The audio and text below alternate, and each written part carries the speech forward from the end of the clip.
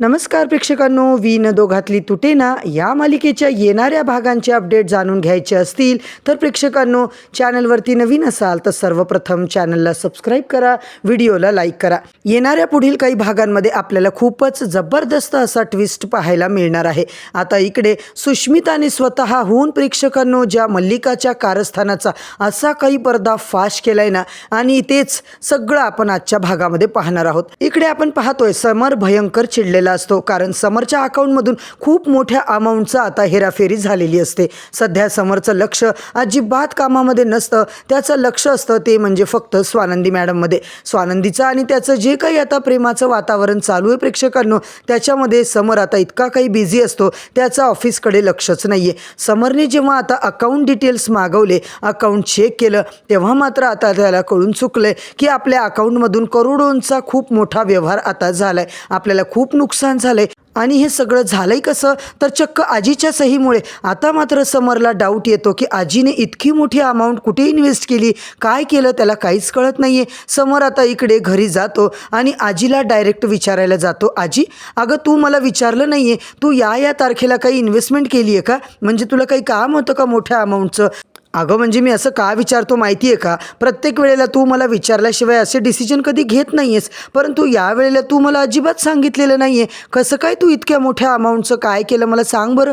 तेव्हा मात्र आता या सगळ्या गोष्टी ऐकून आजी मात्र म्हणतात, समर अरे काय बोलतोयस तू, मला कशाला पैशाचं काम पडेल बाबा, मी तर काही पैसे काढलेले नाही आहे आणि कुठे सहीसुद्धा केलेली नाही आहे. आणि मला सांग समर, मी तुला विचारल्याशिवाय कधी कुठला व्यवहार केला आहे का, सगळं तुला विचारूनच करते ना, मग पैशाची गोष्ट तुला विचारल्याशिवाय मी कधीच नाही करणार. आता समर मात्र बोलत असतो की आजी मला सांग, वटपौर्णिमेच्या दिवशी हा सगळा व्यवहार झालाय, आता मात्र तुला काही आठवतंय का, तू काही ऑर्डर केलेस का, आठव, थोडा प्रयत्न कर, तू काही दागिने तर घेतले नाही आहे ना, इतक्या करोडोंचं तुला काय काम पडलं. आजीला आता त्या दिवशीचं प्रेक्षकांनो वटपौर्णिमेचं सगळं आठवायला लागतं आणि आजी मात्र त्या दिवशीची गोष्ट समरला सांगायला लागतात. हे बघ समर, वटपौर्णिमेच्या दिवशी अचानक माझी तब्येत बिघडली होती, मग आता ती म्हणते मला त्या दिवशी अरे चक्रा येत होत्या. वटपौर्णिमेचंच बोलतोयस ना तू, मग नक्की त्याच दिवशी मला चक्कर आली होती आणि मला अचानकपणे आता गरगरायला लागलं होतं आणि मी खूप वेळ झोपले होते, मलाही नाही कळलं त्या दिवशी मला अशी कशी झोप लागली. पण त्याच्या आधी मी लिंबू सरबत मात्र पिलं होतं, जे की मला सुष्मिताने आणून दिलं होतं. आणि हे सुद्धा आता आजी जेव्हा सांगतात, आजीने हे सगळं आठवून प्रेक्षकांनो समरला सांगितल्याच्या नंतर सुष्मिता मात्र म्हणते की आजी अहो मी काही केलं नाही आहे बरं का, मी काही बाई केलं नाही बाबा, माझ्यावर काही आरोप करू नका, मी फक्त लिंबू सरबत तुम्हाला आणून दिले. आणि मग तिला आठवतं की आजी तुम्हाला सांगू का, हे लिंबू सरबत मी फक्त आणून दिलं, बनवलं थोडीच होतं.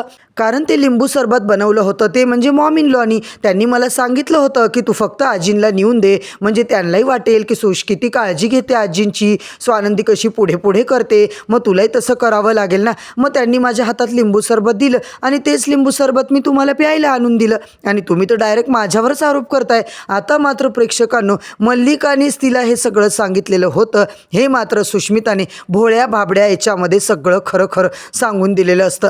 आता मात्र सगळ्या गोष्टी खऱ्या पद्धतीने तिने उघडकीस आणलेल्या असतात आणि मल्लिकानेच मला दिलं आणि ते मी आणून दिलं आणि तो रस आजीने पिला, असं मात्र जेव्हा ती सांगते तेव्हा मात्र प्रेक्षकांनो आपण पाहतोय मल्लिकाचं तोंडच पडतं. इकडे अंशुमन सुद्धा आता मूर्खासारखा वागतोय. समर आता अंशुमनकडे रागातच बघतो, अंशुमनला विचारतो तू काही केलंयस का, आत्ताच सांग. त्यावेळेला मात्र आता अंशुमन म्हणतो दादा प्लीज मी काही केलेलं नाही आहे. समर मात्र आता अंशुमनकडे इतका रागात बघत असतो ना, अंशुमन नेहमीप्रमाणे मल्लिकाला आता पुढे करतो. इकडे मात्र मल्लिका लगेच सावरून घेते. अंशुमनला मात्र प्रेक्षकांनो चांगलं समरने झापलेलं असतं. अंशुमनने सुद्धा आता आपल्याला स्वतःचा बचाव करता यावा म्हणून सगळं मल्लिकावर ढकलून दिलेलं असतं.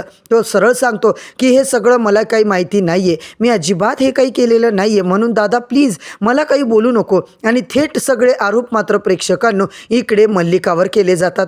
आता मल्लिकाला डायरेक्ट समर विचारतो काय हे सगळं केलंय तू काकू, तुला काय काम होतं. मल्लिका आता काय कारण देणार आहे, ती मात्र पुरती घाबरलेली असते, कारण की इकडे मल्लिकाला काही झालं तरी सुद्धा समरच्या तोंडावर अजिबात पडायचं नसतं. त्याच्या पुढे आता तिला खूपच साळसूतपणाचा आव्हानायचा असतो नेहमीप्रमाणे. आता ती कारणं देताना दिसणारे नेहमीसारखे आणि नेमकं मात्र प्रेक्षकांनो ती कशी स्वतःचा बचाव करणारे हे मात्र आपल्याला येणाऱ्या भागातच पाहायला मिळणार आहे. तर इकडे चॅनलवरती नवीन असाल तर चॅनलला सबस्क्राईब करा, व्हिडिओला लाईक करा